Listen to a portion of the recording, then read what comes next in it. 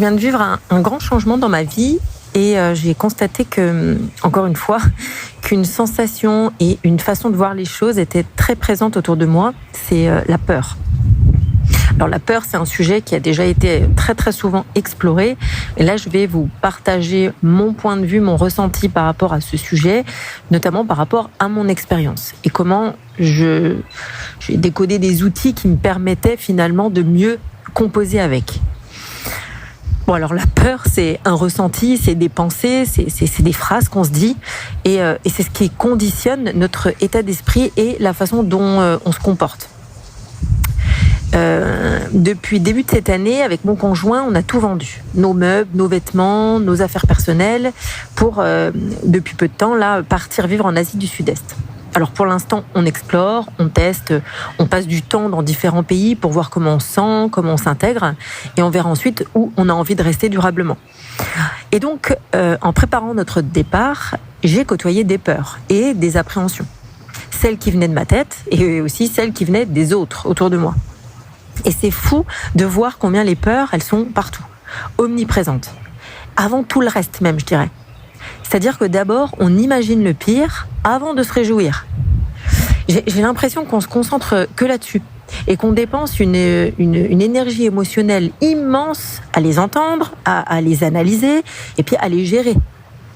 On suppose, on est dans l'hypothèse, dans le « et si », et on passe du temps à trouver des solutions à des problèmes qui existent que dans notre tête encore. Et du coup, je trouve qu'on sous-estime énormément notre capacité à nous adapter et à trouver des solutions sur le moment quand c'est nécessaire.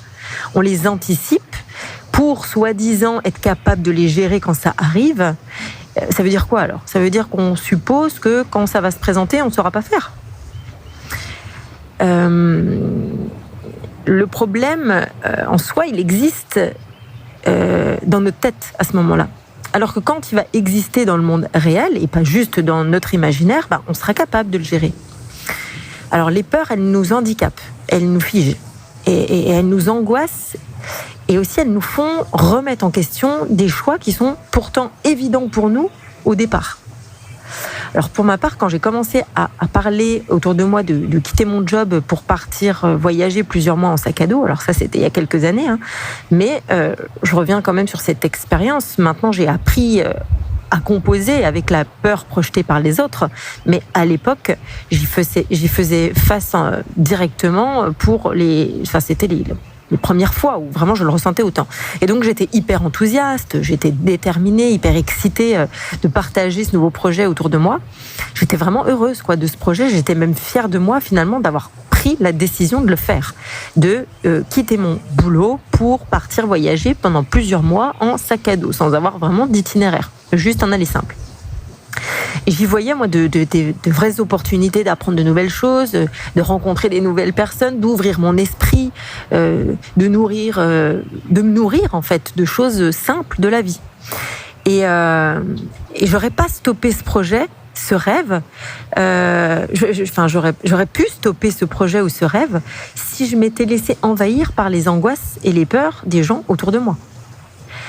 Parce que j'en ai entendu mais t'as pas peur, tu connais pas là où tu vas, c'est tellement différent de chez nous, puis fais attention parce que c'est dangereux, j'ai vu un documentaire à la télé, attention à pas te faire agresser, voler, ou pire encore, te faire violer ou kidnapper.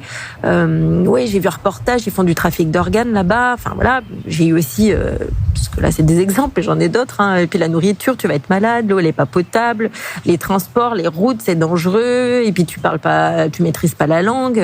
Bon, je m'arrête là, mais en gros, je devais avoir peur. Alors peur, moi, de ce que je décode là, c'est que je devais avoir peur de vivre. Alors j'aurais pu ne pas partir et même me dire que c'était plus sûr pour moi de ne pas y aller. L'extérieur disait à ma voix intérieure, calme-toi, calme ton enthousiasme, réfléchis un peu et remets en question ta décision parce que c'est pas très sécure ton truc là. Et le danger, du coup, c'est de cogiter, de douter et de se poser 1000 questions basées sur les projections des autres, sur leur peur, sur leur perception, sur ce que eux ne feraient pas, en fait. Alors, je reviens sur une chose, même si certaines hypothèses à risque sont très pertinentes et qu'elles permettent finalement de ne pas prendre de risques inconsidérés, on sous-estime encore une fois notre capacité à être prudent, à nous adapter, à faire attention à soi. C'est instinctif, c'est en nous. On sait faire ça, nous protéger, anticiper le danger. Alors plutôt que de développer notre capacité à anticiper les problèmes en les imaginant, moi ce que je propose, c'est faisons-nous confiance à vivre l'instant présent. Alors j'ai fait ce voyage et ça a été une des périodes les plus riches et les plus puissantes de ma vie. Alors oui, on m'a volé des affaires. Oui, j'ai été malade plusieurs fois. J'ai même été à l'hôpital à une reprise. Oui, j'ai emprunté des bus qui n'étaient pas très rassurants sur des routes vraiment craignos. Mais j'ai appris sur moi, sur ma capacité à vivre autrement. J'ai appris sur d'autres modes de vie. J'ai appris une vie simple, sans chichi, où les valeurs humaines, elles sont extra présentes. Et je suis rentrée plus forte, plus lucide et plus vraie encore. En fait, je me suis rencontrée là-bas et sans masque, en fait. Et voilà, c'était ça, les enseignements de ce voyage. Alors la peur, c'est un outil puissant qui est utilisé pour manipuler. Les politiques, les médias, les publicitaires s'en servent très bien. Et donc, la peur, c'est un moyen de pression. Par la peur, on peut soumettre quelqu'un. On peut lui faire prendre des décisions qu'on veut, en fait. Par la peur de la maladie, on est capable de prendre plein de médicaments préventifs. Par peur de la violence dans nos rues, on est capable de se regarder de travers, d'être craintif, de soupçonner les uns et les autres de mauvaises intentions, et puis parfois même de plus sortir de chez soi. La peur, en fait, ça a un pouvoir mais phénoménal sur nous. Et elle nous dirige et elle décide pour nous ce qu'il convient de faire, en fait. Alors même chose quand j'ai quitté le salariat pour créer mon activité, les phrases autour de moi, même topo, mais tu vas faire quoi? Et t'as pas peur de manquer?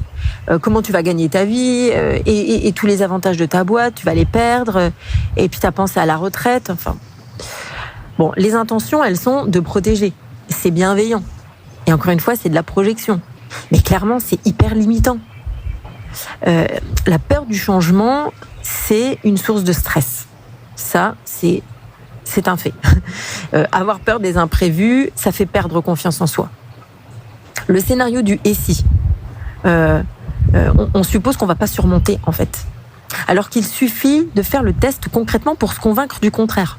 Par exemple, ok, je quitte mon job, et si je regrette, il va se passer quoi? Il faut faire l'expérience, faut se l'imaginer. Ok, je quitte mon job, admettons je regrette. Il va se passer quoi? On peut se dire, j'ai quand même une expérience passée, tout ça c'est pas perdu, j'ai un CV assez riche, je pourrais toujours retrouver un boulot avec cette expérience passée. Ou peut-être je pourrais recontacter mon ancienne boîte avec qui j'ai gardé un bon contact, et puis au moins je serais fière d'avoir essayé. Après il y en a d'autres, et si l'activité elle marche pas, que je développe. Après, on peut très bien se dire, je pourrais toujours rebondir et essayer autre chose. J'aurais appris des choses entre-temps sur l'entrepreneuriat et je serais plus riche de ça et peut-être que je ferais les choses différemment et que là, ça pourra marcher. Ou on peut se dire aussi, oui, mais si je rentre pas assez d'argent? On peut se dire, la solution, ça peut être, je peux revoir mon mode de vie, je peux peut-être changer d'appart, changer de voiture, le temps que ça prenne, quoi, et puis que je puisse me réajuster. Et si ça prend pas et que j'ai plus du tout d'argent? On peut se dire, je sais pas, il y aura toujours quelqu'un, un parent, un proche pour nous loger, on va pas nous laisser dormir à la rue. Et quand bien même, je pousse le truc plus loin. Ok, j'ai pas d'argent, ok, et j'ai pas de proches ou pour me loger. Ok, je dors sous un pont, admettons. Alors c'est pas le scénario qu'on rêve, évidemment, et je pense qu'avant d'en arriver là, comme je l'ai dit, on sait s'adapter et on aura trouvé des chemins à emprunter ou des décisions à prendre qui nous permettront d'éviter d'en arriver là. Mais quand bien même, dans tous les cas, on meurt pas, en fait. Dans tous les cas, il y a des solutions, on ne meurt pas. Alors quoi? Faudrait avoir peur de vivre. Sauf que faire des choix, c'est vivre. Et être dans des situations nouvelles, c'est vivre. Tester de nouvelles expériences, c'est vivre. Faire autrement que ce qu'on fait habituellement, c'est vivre. La vie, elle n'est pas linéaire. En fait, elle est pleine de variations, qu'on le veuille ou non. Si on ne le décide pas de nous-mêmes, la vie, elle nous amène des variations permanentes. Alors on peut voir ça comme des choses qui bousculent, comme des défis de la vie, des choses à surmonter, etc. Oui. Mais ce que je me dis, c'est que vu que c'est tout le temps en mouvement, autant décider des variations qu'on veut lui donner. Parce que quoi qu'il arrive, on saura faire. Et on sera plus riche à l'issue de ces expériences et on sera fier d'avoir entrepris, d'avoir choisi les variations qu'on a mis dans notre vie. Quand on a peur, on perd de l'audace, on perd des opportunités. En fait, on est dans l'inaction et on se lève chaque jour avec le sentiment de subir notre vie. Et on devient malheureux, en fait. On est stressé, on est anxieux et on est enfermé dans un moule. On sent qu'on n'est pas à la place qu'on veut, à la place qui est bonne pour nous, à la place qu'on a choisie. C'est comme si notre leitmotiv, c'était avoir peur. Voilà, on est dirigé par ça. Quand nos rêves restent des rêves, ils deviennent des fantasmes. Et la distance entre eux et notre réalité, elle est remplie de frustration, de jalousie, de culpabilité et de mal-être. Alors pour terminer, j'ai envie de vous dire que il n'y a pas de grand rêve sans peur. Parce qu'un grand rêve, c'est faire différemment. Et ça implique de nouvelles expériences. Donc, il n'y a pas de rêve qui se concrétise sans passage à l'action. Donc oui, agir, ça fait peur. Et c'est normal. Mais retenez ceci, la confiance en soi, c'est pas le manque de peur. La confiance en soi, c'est notre capacité à passer à l'action malgré les peurs.